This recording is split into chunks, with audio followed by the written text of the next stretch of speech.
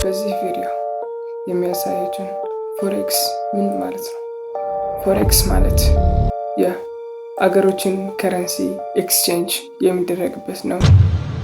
እዚህ ማርኬት ውስጥ ባየር እና ሴለሮች አሉ። ይሄ ማለት ከፍ ሲል ትገዛለህ፣ ዝቅ ሲል ደግሞ ትሸጣለህ። ከዛ ትርፍ ይመጣል። ግን ይህንን ትርፍ ዝም ብሎ የሚመጣ አይደለም። ፎሬክስ ለትዕግስተኞችና ለዲሲፕሊን ያላቸው እውቀቱን ይዘው የሚጓዙ ሰዎችን የሚሆን እና ፕሮፊታብል የሚያደርግ ኢንዱስትሪ ነው። በዚህ ኢንዱስትሪ ውስጥ እውቀት እና ልምድ ከሌለ ኪሳራ ነው። ምንም አይነት ለውጥ አታመጣም።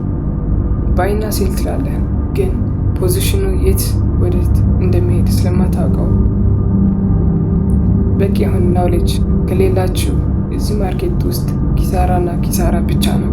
እና በፎሬክስ ኢንዱስትሪ ውስጥ ትርፋማ ለመሆን ከፈለጋችሁ ወደዚህ ቻናል ተቀላቀሉን። ከፈለጋችሁ ደግሞ ከቢግነር ቱ አድቫንስድ ያለውን ፒዲኤፍ ወደ እናንተ ሼር አድርጋለሁ።